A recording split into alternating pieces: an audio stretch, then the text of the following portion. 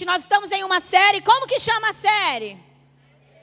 Até ter o seu coração. Nós estamos em busca do coração de Deus. E quando acabar a série, vai parar, pastora? Não. Nós nunca deixaremos de procurar o coração do Senhor. Nós nunca deixaremos de trilhar a nossa vida, o caminho, nosso caminho de fé, sem buscar o coração do Senhor, porque como já estamos falando aqui, na verdade há dias, o que nós precisamos é ter o coração do Senhor, porque a partir do momento que eu tenho o coração do Senhor, eu tenho os seus sentimentos, eu tenho os seus pensamentos e eu tenho as suas vontades. Jesus, como homem, trilhou na terra justamente buscando o coração do Deus Pai, e por isso ele disse, eu só faço aquilo que o meu Pai faz. Consegue entender? E é isso, essa é a ideia. Essa é uma igreja profética. Pastor, o que é uma igreja profética? É aquela que tem a águia, que tem o leão. Gosto disso também, mas não é. É aquela que tem a bandeira de Israel. Gosto disso também, mas não é. Não, uma igreja profética é uma igreja que se importa com o coração do Senhor e se importa em ter Deus em tudo aquilo que faz. Uma igreja profética, um povo profético é que antes de qualquer coisa ele diz, Deus, como o Senhor vê essa situação? Como o Senhor está entendendo, o que o Senhor está sentindo. Então o Pai te traz discernimento, diga discernimento. Agora deixa eu te falar uma coisa, discernimento não é tudo o que você precisa, mas é algo muito importante para a sua caminhada de fé. Por quê? Porque discernimento é a porta para o coração de Deus. Uau! Discernimento é a porta para o coração de Deus. Deus deu discernimento para a sua igreja, para o seu povo. Pergunta para mim, para quê, pastora? Ele deu discernimento para que você saiba o que buscar, o que procurar, entender em que caminho você deve trilhar. Então eu tenho um discernimento, eu consigo discernir algo. Então, mediante a esse discernimento, eu conduzo a minha oração e eu busco o Senhor dentro desse discernimento. Tudo bem? É dessa forma, né? E é assim que nós devemos andar, um povo que discerne, um povo que ama e teme ao Senhor e um povo que não desiste de buscar o seu coração. Não faço aquilo que quero, não vivo aquilo que quero, mas vivo aquilo que Deus verdadeiramente me chamou a viver. E a mensagem dessa noite tem um tema. Vocês lembram do tema? Tá aí? Olha lá. Uma viagem sem volta. Por que, pastor, uma viagem sem volta? 1 Pedro, capítulo 2. Versículo 11, traz uma declaração. E nessa declaração, ela vem dizer para nós que nós somos viajantes. Ei, você sabia que você é um viajante? Olha o que diz a palavra. Amados, apóstolo Pedro, insisto que como estrangeiros e peregrinos no mundo, vocês se abstenham dos desejos carnais que guerreiam contra a alma. Como estrangeiros e peregrinos no mundo. O que é um peregrino? Um peregrino é alguém que está em uma viagem longa. Então a Bíblia está dizendo que nós devemos ser peregrinos nessa terra. Nós só estamos de passagem, nós só estamos fazendo uma viagem por essa terra, somos peregrinos. E o mais lindo de tudo isso é que a Bíblia ainda diz que além de peregrinos, apenas viajantes, nós também somos estrangeiros. Um estrangeiro é aquele que não está na sua nação própria. Cadê os estrangeiros aí? Essa não é a nossa nação, essa não é a nossa terra natal. Nós fomos criados e gerados no reino de Deus. E nós estamos aqui como peregrinos estrangeiros, trilhando a nossa caminhada de fé, trilhando a nossa vida, juntamente com o nosso Senhor, para cumprir toda a missão que Deus nos deu. E eu gostaria de falar sobre alguns viajantes, sobre alguns homens que estão na palavra, que em um momento de peregrinação, no momento da sua viagem, da sua caminhada de fé, eles tiveram intervenções que mudaram toda a sua história.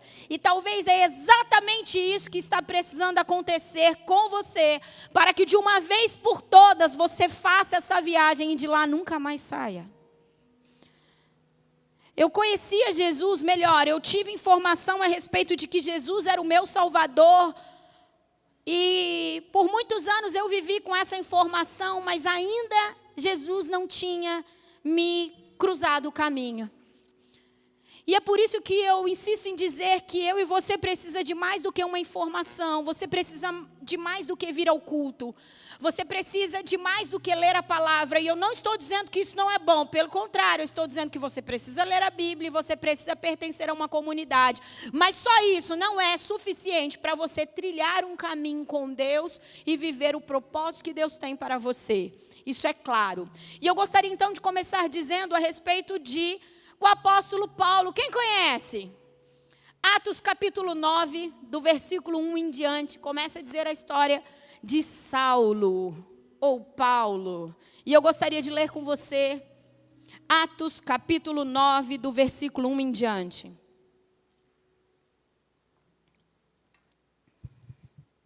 Enquanto isso, diz a palavra, Saulo ainda respirava ameaças de morte contra os discípulos do Senhor. Dirigindo-se ao sumo sacerdote, pediu-lhes carta para as sinagogas de Damasco, de maneira que, caso encontrasse ali homens ou mulheres que pertencessem ao caminho, pudesse levá-los presos para Jerusalém. Em sua viagem, quando se aproximava de Damasco, de repente brilhou ao seu redor uma luz vinda do céu. Ele caiu por terra e ouviu uma voz que lhe dizia: Saulo, Saulo, por que você me persegue? Saulo perguntou: quem és tu, Senhor? Ele respondeu: eu sou Jesus, a quem você persegue. Levante-se, entre na cidade, alguém dirá o que você deve fazer. Os homens que viajavam com Saulo pararam emudecidos, ouviam a voz, mas não viam ninguém. Saulo levantou-se do chão e, abrindo os olhos, não conseguia ver nada. E os homens o levaram pela mão até Damasco. Por 3 dias ele esteve cego, ele não comeu e ele não bebeu. Primeiramente, eu quero só esclarecer algo aqui para você entender. Aqui diz a palavra que ele estava procurando homens e mulheres que pertencessem ao caminho. Antigamente, os seguidores de Cristo, os discípulos de Cristo, aqueles que entendiam quem Cristo era, ou talvez realmente andavam atrás da doutrina de Cristo, do que Cristo anunciava, eles eram conhecidos como seguidores do caminho, porque Cristo é o caminho e Cristo é o caminho. Então, os seguidores do caminho eram os seguidores de Cristo. E Paulo, diz a palavra, nós acabamos de ler, ele estava à procura dos seguidores do caminho para fazer o quê, gente? Para aprender, não é verdade? É isso que nós lemos. Bom, muito interessante. De repente, nessa peregrinação de Paulo, dentro da viagem que Paulo estava fazendo a Damasco, brilha uma luz muito forte. Jesus aparece para Paulo e diz: ei, Paulo, vamos conversar. Mas a Bíblia diz que uma luz muito forte brilhou, e então ele diz: eu sou Jesus. Jesus se apresentando a Paulo. Quero só trazer esse entendimento para você. Saulo naquela época, porque então depois houve uma troca no nome, né? Mas Saulo naquela época era um dos homens mais cultos da cultura judaica. Nós não estamos falando de qualquer homem, era um homem que tinha um bom entendimento. E o entendimento dele, ele era tão zeloso no entendimento dele, que Jesus estava anunciando algo diferente da sua cultura, diferente do seu entendimento. E por isso ele perseguia e matava, achando que aquilo estava realmente errado. Consegue entender? A verdade é que Saulo, ele perseguia para matar os seguidores do caminho, achando que de verdade estava servindo a Deus fazendo isso. Consegue entender? Então, o bom conhecimento que ele tinha sobre a cultura judaica, sobre tudo aquilo que um dia ele aprendeu, e não era pouca coisa, era muita coisa, fazia com que ele fizesse com zelo uma perseguição a Jesus e aos seguidores do caminho. Até que então, Jesus cruzou o caminho de Saulo. E é tão interessante, eu não tenho muito tempo para isso, mas ele inclusive troca o nome de Saulo para Paulo. Essa intervenção foi absurdamente transformadora na vida de Saulo para Paulo. Eu gostaria de ler com você também Gênesis capítulo 28, do versículo 10 em diante. Quantos estão comigo? Gênesis 28, do 10 ao 13, diz algo. E nós vamos falar agora sobre uma intervenção, mais um peregrino, mais um viajante. E Deus intervindo de novo na sua viagem, intervindo de novo na sua peregrinação. Esse homem é o Jacó. Quem já ouviu a história de Jacó aí? Se você não ouviu, você precisa ler isso aí. É muito interessante a história de Jacó. E uma das coisas que me chama muito a atenção sobre a história de Jacó é que Jacó, ele nasceu com uma sentença de pecado. Como? Jacó significa usurpador, aquele que trai. Imagina você ser chamado de usurpador, de traidor, né? Daquele que rouba, daquele que trapaceia. Jacó nasceu sentenciado por isso, porém ele nasceu com uma promessa. Qual promessa, Elaine? Porção dobrada de herança. Então ele nasceu com uma sentença, mas nasceu com uma promessa. E quando eu vejo a história de Jacó, eu começo a pensar na nossa história. E vejo que tem algumas semelhanças nisso. Nós nascemos de Adão e Eva. Nós nascemos de uma descendência caída. No pecado, diz a palavra que nós já nascemos. Então nós já nascemos sentenciados ao pecado. Porém, através de Jesus Cristo, nós também recebemos uma herança, assim como Jacó. Sermos herdeiros e co-herdeiros de todas as coisas. E é lindo isso. E é por isso que Deus precisa intervir na nossa história, assim como interviu na vida de Saulo, transformando em Paulo, e de perseguidor a colaborador. E é por isso que Deus precisa intervir na minha vida e na sua vida, nos transformando de Jacó, usurpador, traidor, trapaceiro, enganador, a Israel de Deus, que significa aquele que lutou com Deus e prevaleceu. Sabe o que significa Israel? Aquele que viu Deus. Olha que interessante, vamos ler um pouco sobre isso. Gênesis 28, do 10 ao 13. Jacó partiu de Berseba e foi para Harã. Chegando ali a determinado lugar, parou para pernoitar. Não tem que falar isso. Pernoitar. Vou ler. Pernoitar. Porque o sol já se havia posto. Tomando uma das pedras dali, usou-a como travesseiro e deitou-se. E teve um sonho no qual viu uma escada apoiada na terra. O seu topo alcançava os céus e os anjos de Deus subiam e desciam por ela. Ao lado dele estava o Senhor, que lhe disse: Eu sou o Senhor, o Deus de seu pai Abraão e o Deus de Isaque. Darei a você e aos seus descendentes a terra da qual você está deitado. Sabe qual que é o contexto aqui? A verdade é que Jacó estava correndo, se você conhece a história. Jacó estava fugindo de uma tamanha caca que ele havia feito. Ele enganou o pai, não sei se você se lembra disso. E daí o irmão Esaú ficou enfurecido, e óbvio, né, gente? Então Jacó estava na sua velha identidade, executando exatamente aquilo que ele foi chamado sentenciado para fazer, roubando, traindo e enganando. E aí ele faz isso com o seu irmão, apesar da promessa, consegue entender? Ele faz isso com o seu irmão e dá muito ruim ali na família, ele sai correndo. E quando ele sai na sua peregrinação, correndo, fugindo daquela situação de adversidade, Deus cruza o seu caminho, abre os céus e mostra para ele a escolha que havia sobre a vida dele. Então Jacó já não tinha apenas uma simples promessa, mas Jacó já podia ver que verdadeiramente Deus estava querendo fazer algo sobre a sua vida. E é mais do que termos uma promessa, é necessário vermos a promessa, muitas vezes, para que possamos entrar nesse lugar de crer e nos posicionar a viver isso. Quantos estão comigo? A verdade é que nenhum de nós fomos chamados para inutilidade. Todos nós carregamos uma promessa. Todos nós temos uma missão. Todos nós, Deus depositou algo sobre o nosso espírito para ser executado para a glória de Deus. E todos nós sabemos disso, e por muitas vezes não estamos vivendo isso, porque estamos precisando que Deus faça como Paulo, que Deus faça como Jacó. Em algum momento da nossa peregrinação, Deus vem, intervém e diz: ei, deixa eu cruzar o seu caminho. Porque você precisa entender o que eu verdadeiramente estou disposto a fazer. E é isso. E eu gostaria de ler Gênesis 32, do 22 ao 28, ainda falando sobre Jacó. Gênesis 32, do 22 ao 28. E mais uma vez Deus intervindo na vida de Jacó para transformá-lo. Deus tem muito interesse em intervir na sua vida. Deus tem muito interesse em cruzar o seu caminho. Porque a verdade é que nenhum homem é capaz de gerar a transformação que Deus tanto deseja fazer na sua vida, na minha vida, se não for por uma intervenção divina. Gênesis 32 diz assim: naquela noite Jacó levantou-se, tomou suas 2 mulheres, suas 2 servas e seus 11 filhos para atravessar o lugar de passagem do Jaboque. Depois de havê-los feito atravessar o ribeiro, fez passar também tudo o que possuía. E Jacó ficou sozinho. Diga, ficou sozinho.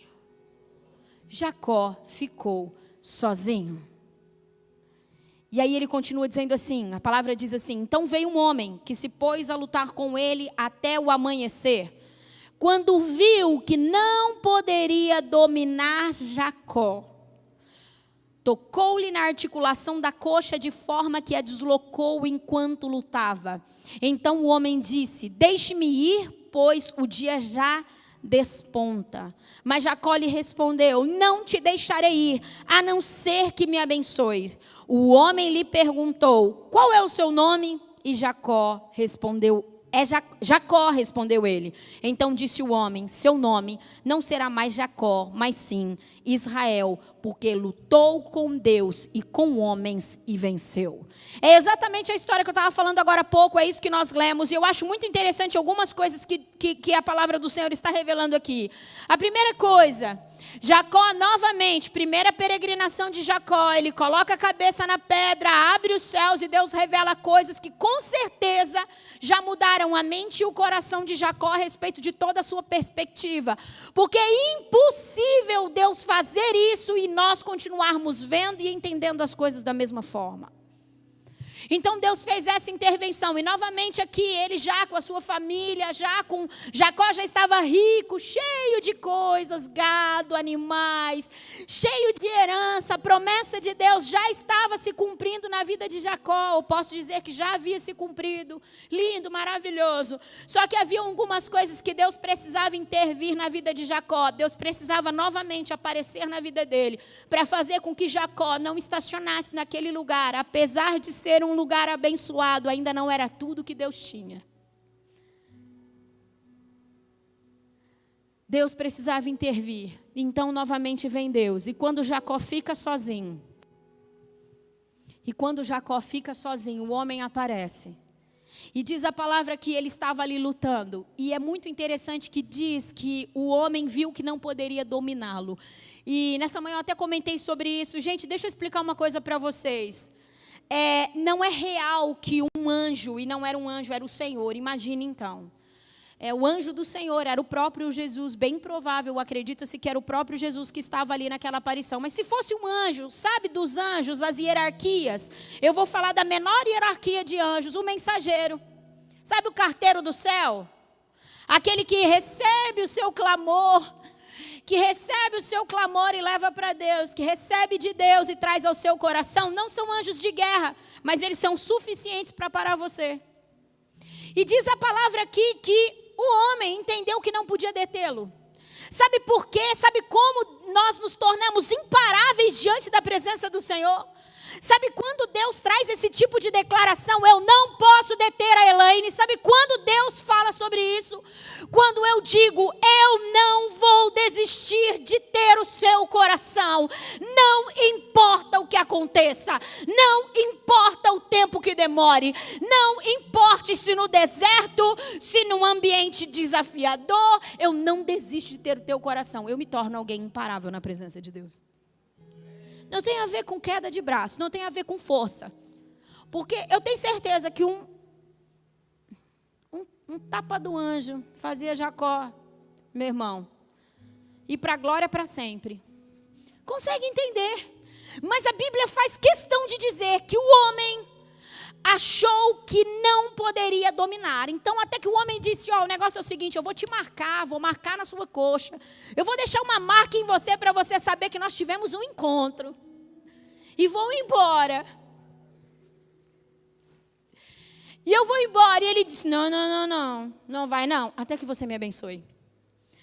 Homens que são famintos, mulheres que são famintos pelo coração do Senhor, mesmo que Deus diga assim, ei, já te marquei, eu já atendi seu pedido de oração. Eu já operei um milagre na sua vida.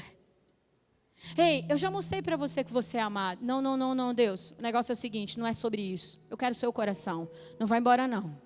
Eu preciso que o Senhor fique aqui. Eu preciso estar em você e você precisa estar em mim. Então nós nos tornaremos homens e mulheres imparáveis diante da presença do Senhor. E aí diz a palavra, como eu já disse, que o nome de Jacó foi trocado. Ali Deus não só mostrou o quanto ele é poderoso, mas tocou em toda a identidade de Jacó. E de verdade, meu irmão, nem Saulo voltou, nem Paulo voltou a ser Saulo e nem Israel voltou a ser Jacó. Por isso que é uma viagem sem volta. Por isso que nós estamos falando de uma viagem sem volta. Aqueles que têm uma intervenção de Deus, não apenas são conhecedores da palavra, não apenas frequentam o culto, não apenas são convencidos de que Ele é o caminho, não. Aqueles que contemplam a beleza, aqueles que pisam no santo dos santos, aqueles que um dia acessam lugares no Senhor, aqueles que um dia ouvem a sua voz e contemplam a sua face, eles nunca mais saem desse lugar, independente de qual seja a situação. Jacó, Israel, nunca mais voltou a ser Jacó.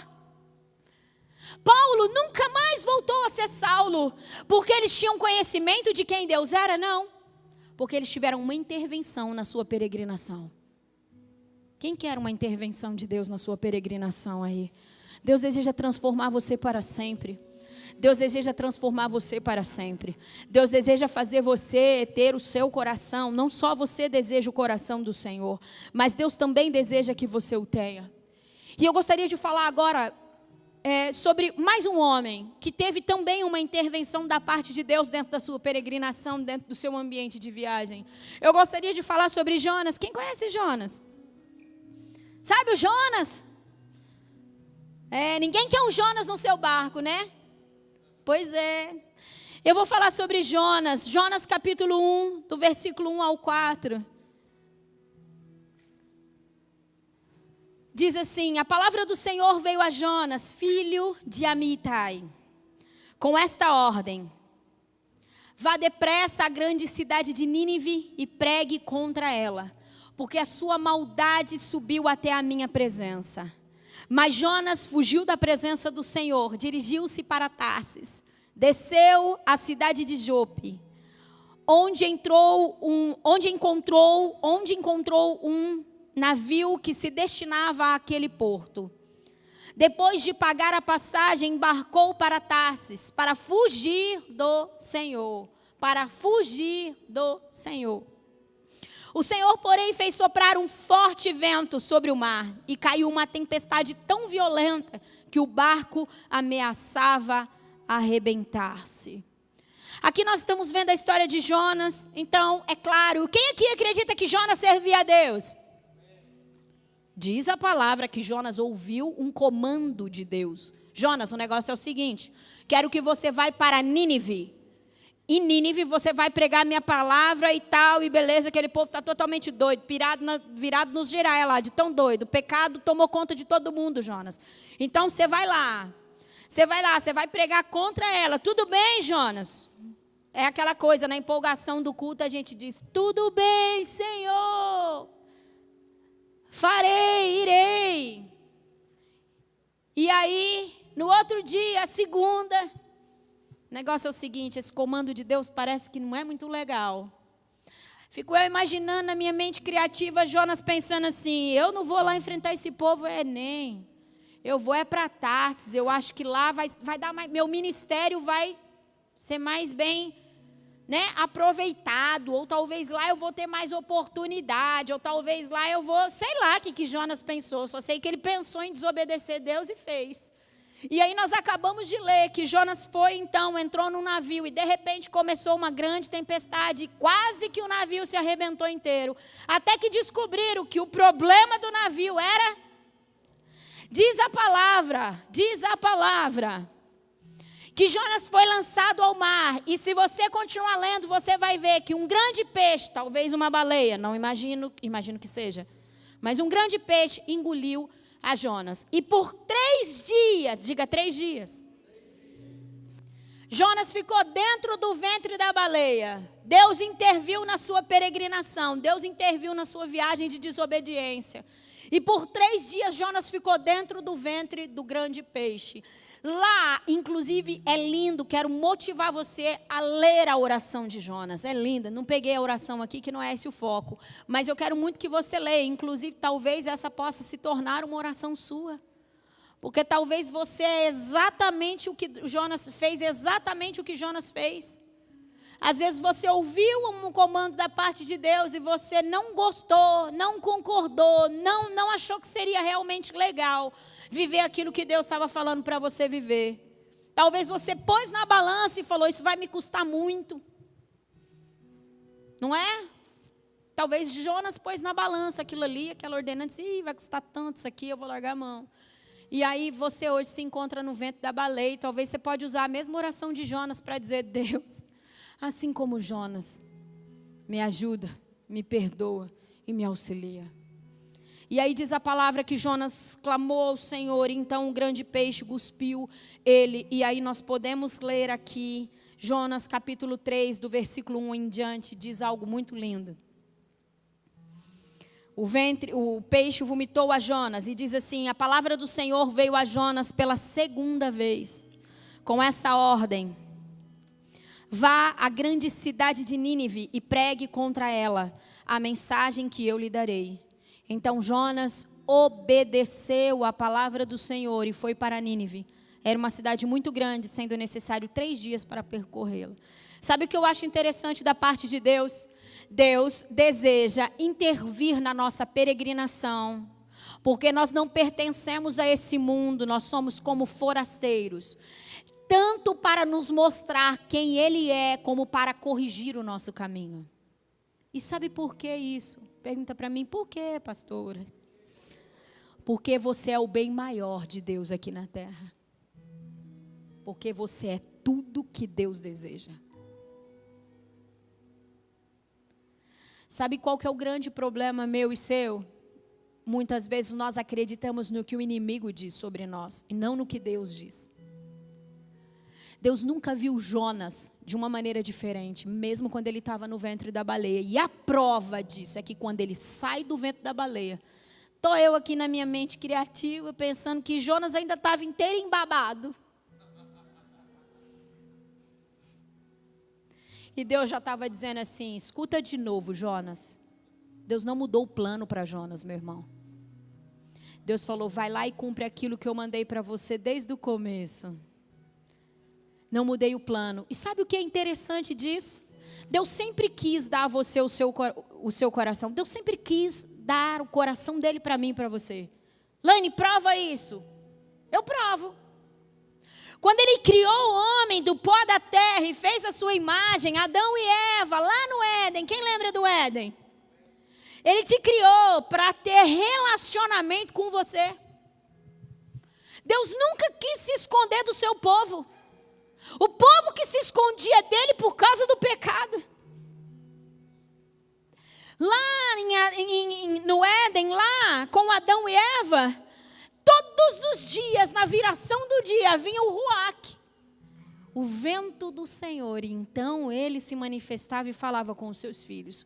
Você acredita que é exatamente isso que ele continua desejando fazer? Não mudou nada. Deus nem uma vírgula acrescentou nessa história. A história permanece integral, na íntegra. Não pôs vírgula, não pôs ponto final, ele continua no mesmo desejo. Só que por muitas vezes nós que nascemos de Adão e Eva, de uma natureza pecaminosa, estamos como peregrinos e estrangeiros nessa terra, mas nós nos esquecemos que só somos peregrinos e só somos estrangeiros.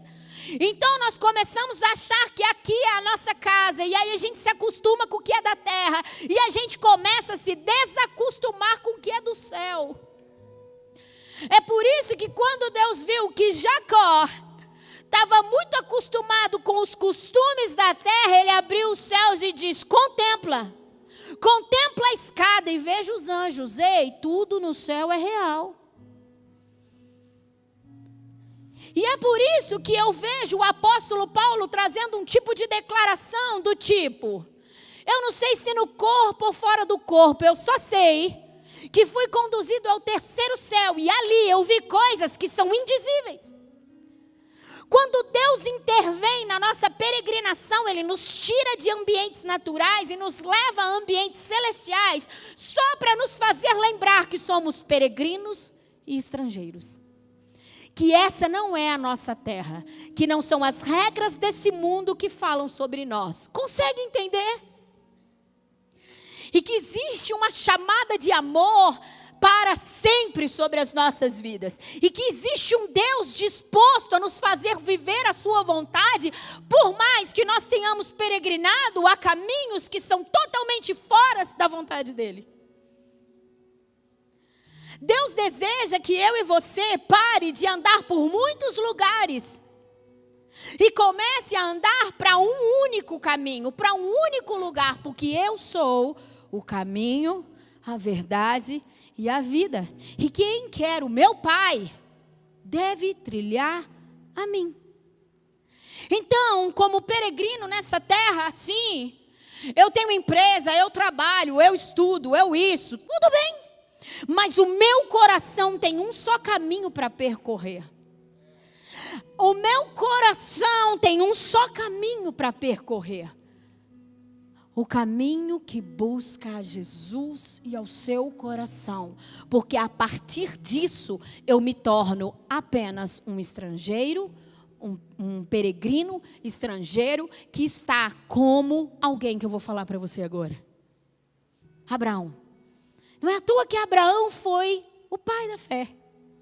Não é à toa que Abraão se tornou o homem referência para nós como nosso pai. Porque ele entendia que apesar de estar na terra, ele era só um peregrino e um forasteiro, e um estrangeiro. E que tinha algo muito maior, do qual seus olhos nunca poderiam se perder. Consegue entender? E eu gostaria que você lesse aqui comigo. Hebreus capítulo 11, do versículo 8 em diante. Diz sobre isso. Hebreus 11, do versículo 8 em diante. Diz, pela fé. E é pela fé. E é pela fé que Abraão, quando chamado, obedeceu e dirigiu-se a um lugar que mais tarde receberia como herança. Embora não soubesse para onde estava indo, pela fé peregrinou na terra prometida como se estivesse em terra estranha. Viveu em tendas, bem como Isaque e Jacó, co-herdeiros da mesma promessa. Pois ele mesmo esperava a cidade. Qual cidade, igreja? A que tem alicerces, cujo arquiteto e edificador é Deus. Sabe como Abraão trilhou toda a sua vida? Buscando o reino de Deus, buscando a nova Jerusalém. Abraão trilhou o seu caminho de vida com fé, buscando a Sião. Os nossos corações precisam estar em busca de Sião. Apesar de estarmos na terra como peregrinos e forasteiros, o nosso coração não pode se perder nessa cultura. O nosso coração não pode se perder com o que essa terra nos oferece. Porque quando nós tentamos fazer isso, então Deus intervém. Aliás, é isso que Ele sempre quer fazer. Dizer, não foi para isso que eu te formei, não foi para isso que eu te chamei. Eu quero que você entenda o quão real é o meu reino. E eu quero que você entenda o quão real é o meu amor e a promessa que eu tenho sobre a sua vida. Deus deseja intervir o tempo todo. Sabe, é muito interessante, eu iniciei dizendo que o poderoso não é a informação. Essa palavra não tem nada de uau, quanta revelação. Nem busquei a raiz de nada aqui, até poderia, porque no hebraico, não, isso pouco importa, isso não vai mudar a sua vida. Sabe o que vai mudar a sua vida? Eu sou a prova viva que Jesus é capaz e é suficiente para mudar uma pessoa. Eu, como uma colérica, 200% colérica, Pouco me importava se a pessoa ia gostar do que eu ouvia ou não, se ela ia ser ferida ou não. O que interessava era dar a minha opinião. E um dia Deus cruzou o meu caminho. Ele disse, mas não te chamei para matar ninguém, eu te chamei para curar e libertar pessoas. E os olhos do meu coração se abriram para esse entendimento. E então, tudo mudou. Consegue entender? A transformação que eu e você busca, meu irmão, é mais do que um entendimento que você precisa. Não que isso seja pouco. Talvez o entendimento de que algumas coisas aí precisam ser transformadas, talvez seja 50% do que você precisa. Os outros 50% é ouvir Deus, ver Deus, sentir Deus e andar com Deus. Consegue entender?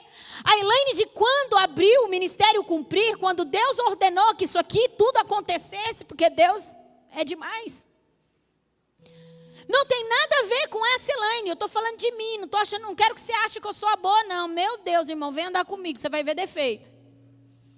Mas eu estou dizendo que eu estou em constante transformação. Eu não sou a mesma do ano passado. Por que, Elaine, não sou a mesma do ano passado? Por que essas coisas acontecem em você? Porque você é pastora. Não, meu irmão. Deus nunca muda uma pessoa pelo seu título. Deus muda pelo seu coração. Deus não faz na minha vida porque eu sou pastora, porque eu tenho um microfone na mão, ou porque eu estou em cima dessa plataforma. Porque isso para Deus... Desde quando Deus precisa de um título, de um microfone, de uma plataforma? Mas Deus está em busca de corações rendidos, de corações que buscam uma intervenção dEle para que haja real transformação. Deus deseja pegar as áreas de fraqueza da sua vida e transformar. Pastor, eu já sei algumas áreas da minha vida, lindo. E o quanto você está pedindo para Deus intervir aí. E o quanto você está pedindo para que Deus faça. Ei, Deus, assim como o Senhor fez a Jacó, me deixa ver para entender. Vem falar, Deus. Quantos resgates Deus tem para nós. Quanta cura, quanta libertação, quanta transformação Deus tem, mas Ele precisa cruzar o seu caminho.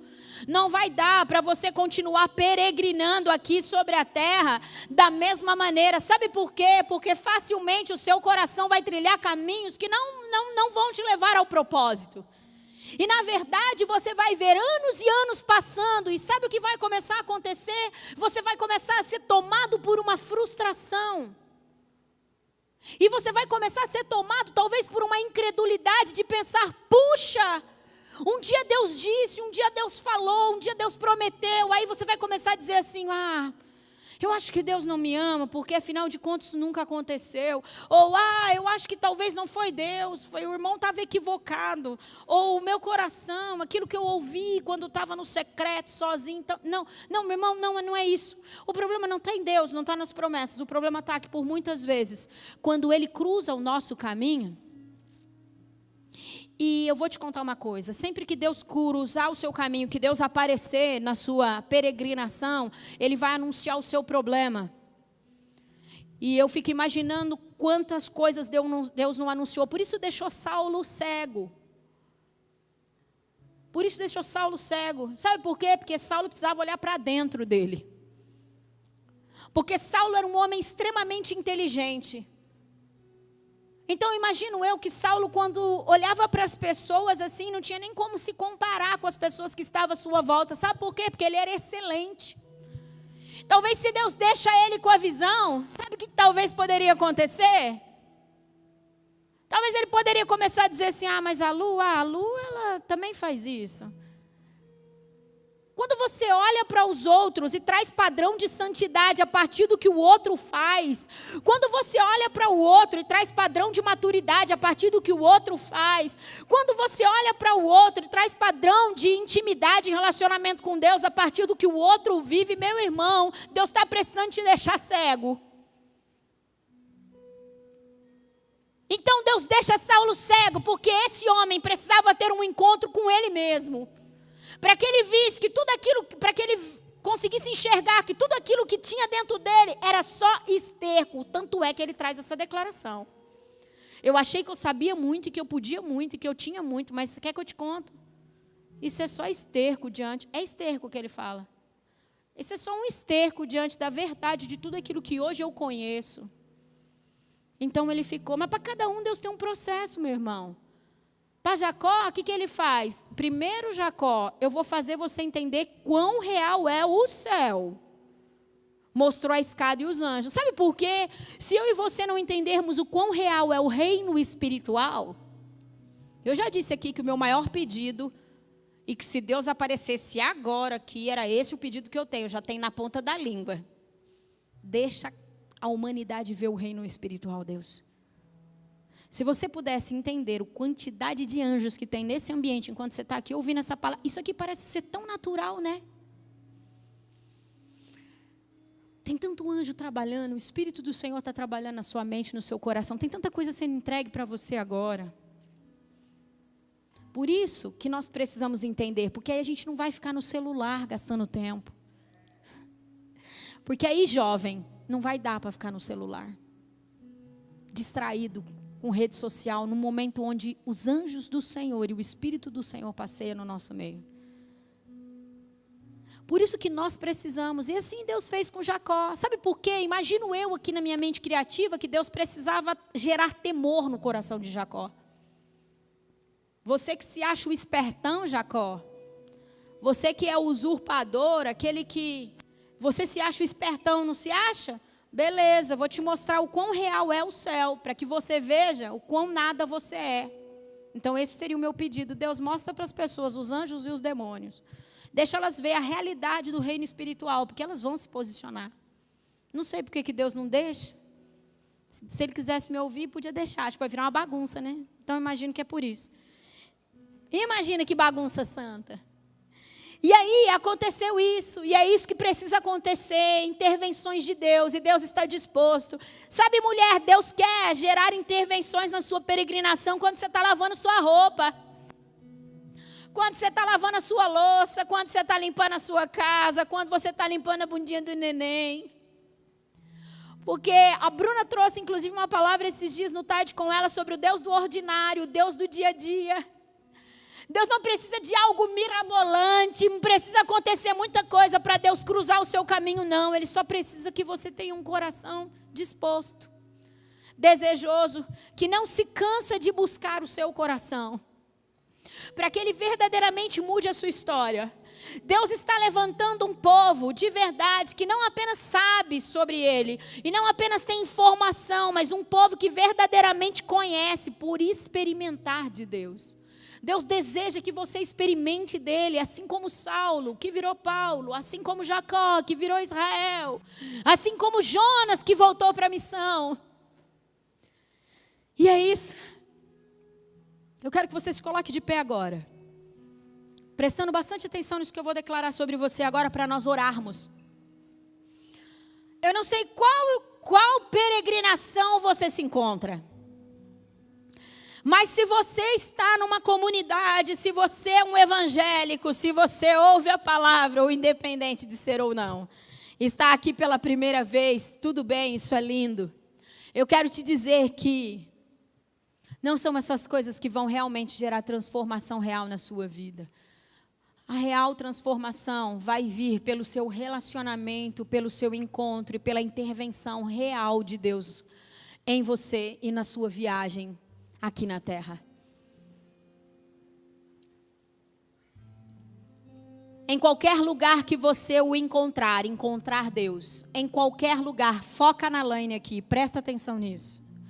Em qualquer lugar que você encontrar Deus, seja na praia, como André e Pedro, no escritório de cobrança de impostos, como Mateus, no caminho de Damasco, como Paulo, ao lado do poço em Samaria, como aquela mulher samaritana, ou no altar da igreja, é sempre um novo e fresco começo para uma velha vida.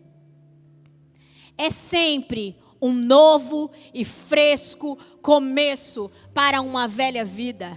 Aonde Deus chegar, meu irmão, tem algo novo para fazer. Laine, faz 10 anos que eu vou na igreja, continuo com os mesmos hábitos, o engano ainda faz parte da minha vida, a mentira ainda faz parte da minha vida, eu trapaceio quem precisar, é a mentirinha do bem, é o pecadinho de estimação. Sabe o que você está precisando? Não é de mais uma palavra que te informa, você está precisando que Ele venha na sua peregrinação. Você está precisando que o céu se abra. Você está precisando que Ele manifeste o seu amor e o seu zelo, para que o seu coração se apaixone por Ele. É por isso que Davi era apaixonado por Deus. E é por isso que ele foi tido como homem segundo o seu coração. Porque Davi não apenas ouvia falar de Deus, mas Davi contemplava a face do Senhor. Deus intervia na sua peregrinação. E Deus deseja intervir na sua peregrinação hoje. É agora que Deus deseja fazer isso.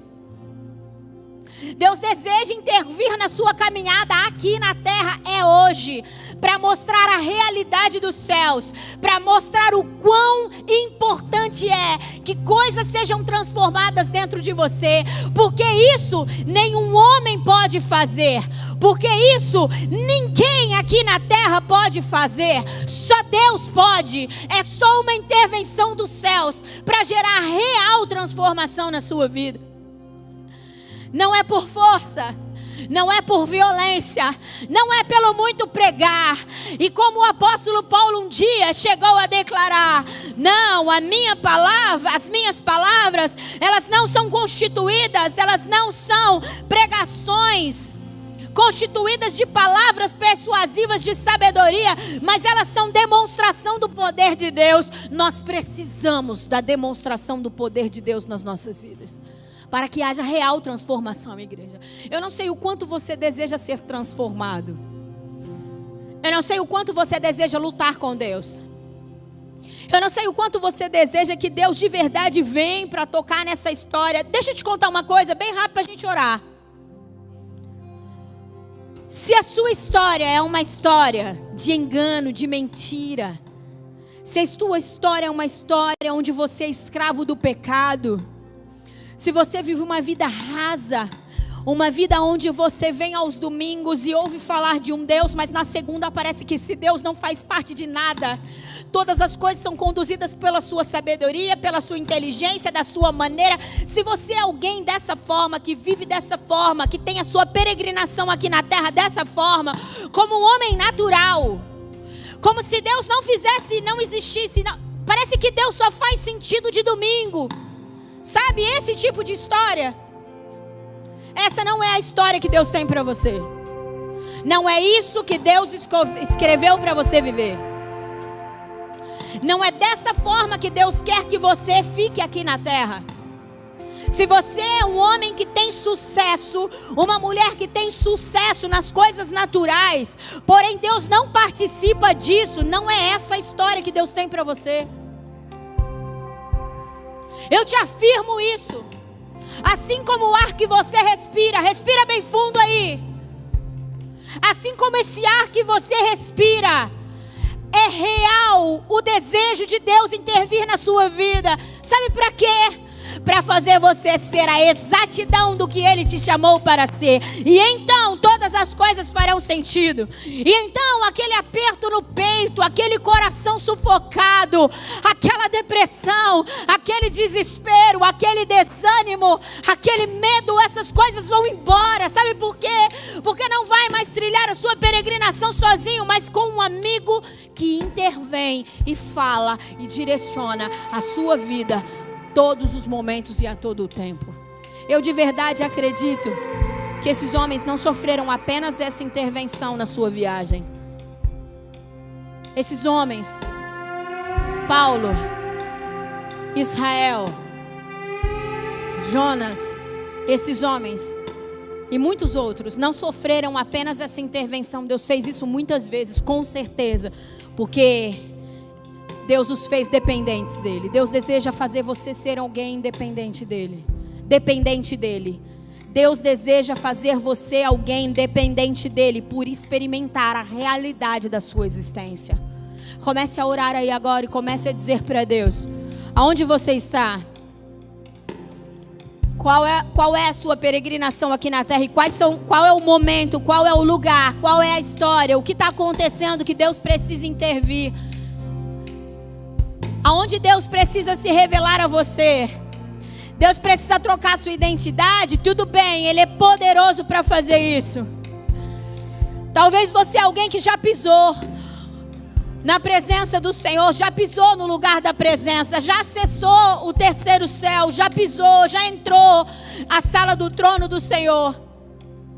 Mas você se perdeu e agora você não acha mais esse lugar. Ei, Deus deseja te pegar pela mão, ainda hoje, te conduzir para esse lugar, para que você nunca mais saia.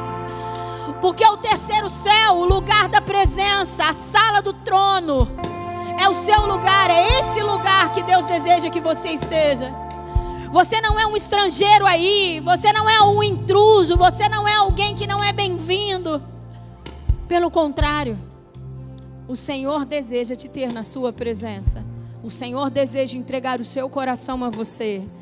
O Senhor deseja comunicar os seus desejos a você. O Senhor deseja fazer você ver aquilo que é celestial, aquilo que é real do reino de Deus.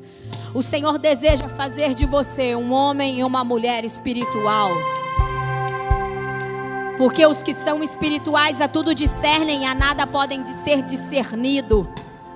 Deus deseja fazer você ser alguém que discerne todas as coisas. E por discernir todas as coisas, sabe encontrar um lugar no coração do Senhor. Comece a orar, comece a dizer: Deus, não me dá o seu coração. Eu quero fazer uma viagem sem volta para o seu coração. Eu quero, Deus, trilhar um caminho em Jesus, encontrar o seu coração e nunca mais sair de lá. O orgulho não vai mais poder me tirar de lá. A soberba não vai mais poder me tirar de lá. O pecado não vai mais poder me tirar do seu coração, Senhor. Não, o que eu acho, o que eu penso, a cultura babilônica não vai mais poder me tirar de lá, Deus. Não, nada mais vai poder me tirar de lá. Porque eu não apenas fui informado de Deus, eu vi Deus, eu experimentei Deus, eu me relacionei com Deus. Ei, Deus deseja se relacionar com você. Se rasgue por inteiro. Não meça palavras, abra o seu coração. Meu irmão, Deus não tem uma nova história para você. Deus tem uma história original. Uma história original. Deus quer cruzar o seu caminho agora e te trazer a história original. Ei, era Nínive, não era Tarsis. Você não gostou da história? Não gostou do que ouviu? Não era Tarsis, era Nínive. Então Deus deseja remover algumas pessoas aqui do ventre da baleia. Já faz tempo que você está dentro do ventre da baleia. Hoje é o terceiro dia, diz o Senhor. Hoje é o terceiro dia. Deus deseja te voltar para a missão. O amor vem em resgate nessa noite. Porque Ele é o único que é capaz de nos resgatar.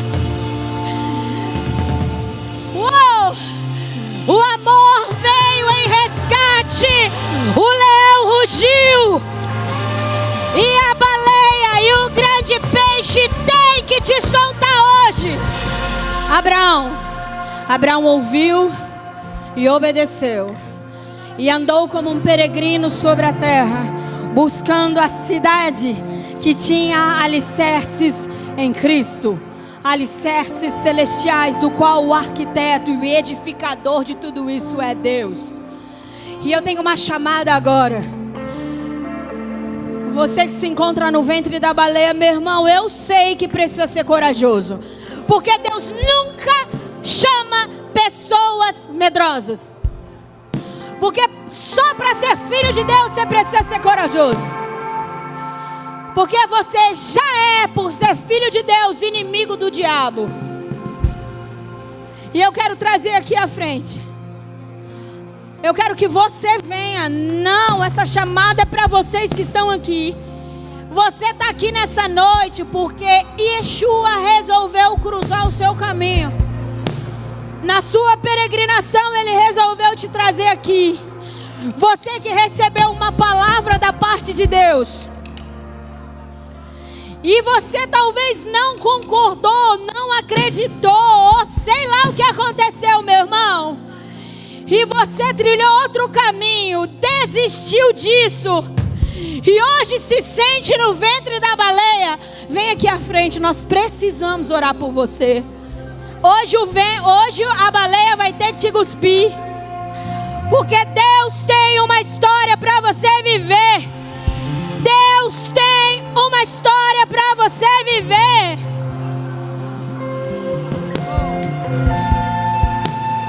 O amor veio em seu resgate. O amor veio em seu resgate. Você que ficou com medo do que ouviu e desistiu. Você que foi talvez ofendido dentro da sua peregrinação. Meu Deus. Você foi ofendido na sua peregrinação e desistiu da ordenança do Senhor. Vem aqui à frente. Deus deseja te trazer para o seu plano original. Deus não está escrevendo uma nova história não, meu irmão. Deus deseja que você viva essa história. Pessoas arrependidas, que assim como Jonas dentro do ventre da baleia gritam bem alto: ei, eu quero te dizer, Deus ouviu sua oração. O amor ouviu a sua oração, e é por isso que Ele hoje interviu na sua peregrinação. E está na hora da baleia, do grande peixe cuspir você. Sabe para quê?